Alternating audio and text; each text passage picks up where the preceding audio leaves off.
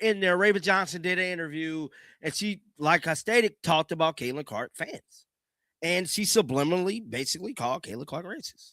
Now, fast forwarding that to now,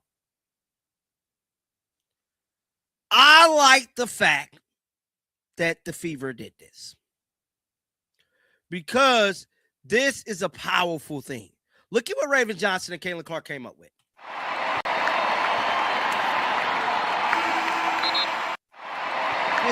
A clip of Caitlin Clark and Raven Johnson has been making the rounds online, and the reaction to it has been largely positive. The two players, who had a noticeably rocky start to their relationship, were caught on camera sharing a handshake and dancing together, and the moment struck a chord with a lot of people watching. The backstory here matters. Before Johnson joined the Fever, tensions were already running high among the fan base. Then, around the time of the draft, Johnson gave an interview where she made remarks that many interpreted as calling Clark's supporters racist, and some felt the comments extended toward Clark herself. That created a wave of division that carried into the early part of the season. This is beautiful. This is beautiful. Because this shows you we all could coexist together. This is beautiful. These two hated each other. She hated Caitlin Clark. But now they got a handshake. They're doing dances together. There was also a widely circulated clip of Johnson appearing reluctant to give Clark a high five, which only added fuel to an already heated conversation. Various media outlets and corners of the internet leaned into that tension and pushed a narrative built around race and rivalry between the two, which is exactly why this new clip lands the way it does. Watching these two share their own handshake routine and genuinely appear to enjoy each other's company is a direct counter to everything that narrative was trying to build. The Fever posting that moment was a pointed move, a signal that whatever existed before has been left behind. Sometimes the most effective response to outside noise is simply what happens on the inside. Doing dances together. This is so awesome to me. You know, sometimes the most powerful thing you could do in life is forgive. Is forgive. And so for them to put their differences aside, forgive and forget, we're teammates. Let's get to know each other for real. This is beautiful. These two went from a strained introduction to building real chemistry, and that shift did not require anyone making a public statement or issuing an apology. They just got to work, got to know each other, and let the results speak. That kind of quiet resolution tends to carry more weight than any press conference moment. Fan reaction to the clip was overwhelmingly warm. Comments pointed to Johnson being a natural fit as a first guard off the bench, praised her ability to make winning plays, and noted how well the two appear to be clicking.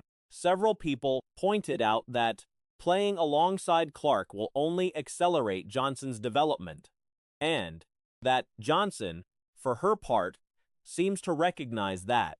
Let's get to know each other for real. This is beautiful. And they balling together. So for the media, different fans, different people to try to create this whole little race narrative with them, or these two young ladies hate each other for whatever reason, this is big to me. I just got to keep it real. Now, I'm interested to see what some of these comments say This also connects to a broader theme that has been visible throughout the Fever's early season games. When Clark has been hit hard or knocked down, teammates have immediately come to her side. That kind of collective response does not happen by accident. It reflects a group that has bought into each other. Rather than separate from it is a meaningful development for where this team is headed. The fact that the clip had relatively few comments. If anything, the simplicity of the moment, two players just enjoying themselves, is what made it spread. What some of these comments say up under, somebody says CC will make Raven a better player. Think Raven understands that. Exactly, William. Exactly. Because we all remember when Raven Johnson first got there, right? Raven Johnson had like, I don't know, some awkward little pause about her. And then it was the clip where Raven Johnson didn't want to give Caitlin Clark a 5. We reported on all of this. But for them now to have no drama, no narrative, just teammates bonding, that turned out to be more than enough. Stephanie White made a notable coaching decision in the Fever's recent game, one that drew attention precisely because it signals a shift toward prioritizing results over roster loyalty. It's reminiscent of last season, when White eventually grew frustrated with Natasha Howard's role in the lineup and made the call to pull her. The target was different, but the underlying logic was the same. When a player is hurting the team, the rotation changes. There's a fair argument that White has genuine basketball reasons for wanting to shape Caitlin Clark into a more Team USA-style backcourt player. Now to have like their own little secret handshake, and I just think this is just so beautiful, bro. Now I'm very interested to see what the fans said about this, and it only got 22 comments, bro. So let's see. So somebody said going to be a nice combo. No reason Raven shouldn't be the first guard off the bench. Exactly. Here is a clean look at CC and The Rock. Caitlin and Raven really hit it. That philosophy has some merit. What doesn't hold up, however, is any suggestion that Clark's development should come at the cost of game outcomes. Clark was dangerously close to an ejection at multiple points during the game and still wasn't pulled, which actually reflects a level of trust from White. There were moments, particularly involving Aaliyah Boston, where substitution timing could have been cleaner. But on the whole, the coaching decisions were sound. Monique Billings, on the other hand, had a rough outing. Her most persistent problem, an inability to reliably catch the ball, resurfaced, drawing comparisons to some of the league's most notoriously limited post players. CC and The Rock, Caitlin and Raven really hit it off. Exactly, bro. Raven makes winning plays, bro. Raven, see, look, and then there's always got to be some haters. Caitlin Clark is going to make Raven a better player. She truly is. She's better. But no one's seeing this bigger picture. Somebody said ninjas are so mad that these two are bonding. I don't know. They like people probably is mad. They probably is mad. That's what I like to see, the team unit. On top of that, her off-ball movement in transition actively works against Clark's ability to operate. When Clark pushes the pace, Billings repeatedly takes a path that collapses the driving lane, rather than spacing toward the basket or the corner. Running directly into the middle of the floor on a break essentially neutralizes any advantage the point guard has built. That pattern showed up repeatedly, and White responded by sitting her in the second half. That decision alone was significant. Billings does one thing reliably. She sets above average screens. The team unity, having fun. Now that's going back to what me and Angie was talking about. So me and Angie was talking about that earlier, how like the team got this unity thing going on and the bond and all the enforcers, like when Caitlin Clark was jawing off and having these exchanges, getting up off the bench and doing her thing. It's just a beautiful thing, dude. It truly, truly, truly is. Just a beautiful thing. That's the ceiling of her contribution in most situations. White, recognizing that her floor time was doing more damage than good and adjusting accordingly, is exactly what a head coach should do. The Ty Harris situation raised a different kind of question. Harris was named Player of the Game by one outlet, despite not scoring a single field goal. She finished with 7 assists and no turnovers, and apparently received credit for her defensive work on a relatively low-profile opponent. Meanwhile, Aaliyah Boston had put up 24 points in under 20 minutes. Steph White is at least trying to kind of make decisions to win games. And I will still never understand. I think there is merit to Stephanie White thinking that that Caitlin Clark would be a better player if she was able to mold her into Timu Page-Beckers. I think there's a lot of merit in that. I do. I would partially agree with that. But this is where I'm like, there's no fucking merit to Stephanie White trying to sabotage Caitlin Clark with a fever.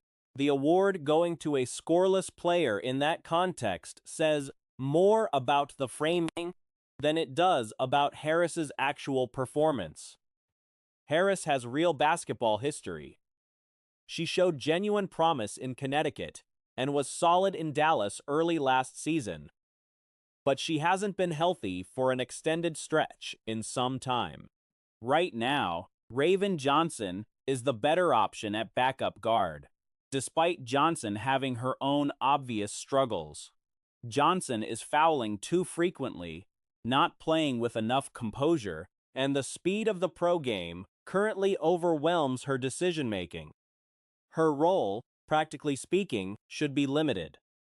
Get Clark the ball, relocate immediately, and hope a corner 3 falls when the offense slows down, as it did against a zone defense. Johnson showed flashes of being able to read and react. White trying to sabotage Caitlin Clark with a fever. There's just not. Caitlin Clark was flirting with an ejection the entire game. Like, she was flirting with being ejected for the entire game yesterday. Didn't matter. Didn't care. Still let her in. Still let her make mistakes late in the game. If anything else, she should have realistically subbed off. Or kept Aaliyah subbed on. It was probably Aaliyah where there were more kind of. She dissected the zone coverage with some intelligence. The ability is there, the consistent CC at full speed is not. Yet, White's broader rotation management also deserves context. Kelsey Mitchell played through a rhabdomyolysis diagnosis last season, a serious medical condition brought on by overexertion. Yeah, subbed on. It was probably Aaliyah where there were more kind of negative things. That being said, let's take a look at the box score. If you watch this game, I get it, she was +3. Monique Billings was massively at fault. She was pretty, massively at fault for a decent chunk of what was going on with the Indiana Fever. She has this weird thing where she just can't catch the ball. Where she actually, it is like Christy Wallace-esque. Boston has an ongoing meniscus issue. Clark herself missed a recent game with a back problem. Managing minutes carefully isn't caution for its own sake. It's a necessary response to a roster carrying real physical risk. Clark's minute totals from the previous season tell the story.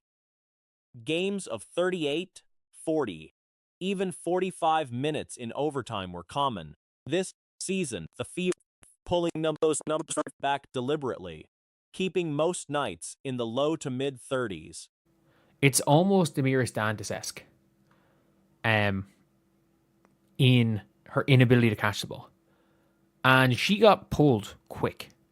So Myisha Hines-Allen, who is kind of people think she's the enforcer team. No, Maisha Van Zalm does a lot of good. Like, I don't really care about the box score. I don't care about the box score numbers for role players. I really don't. Because a lot of situations, what the role players do and what the role players do well is Complaints about first half rotation decisions miss the larger picture.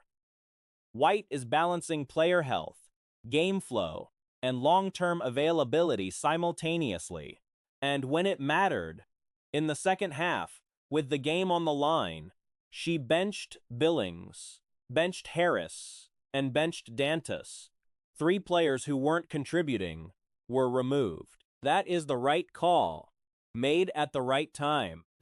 because a lot of situations, what the role players do and what the role players do well is a lot of time is intangible.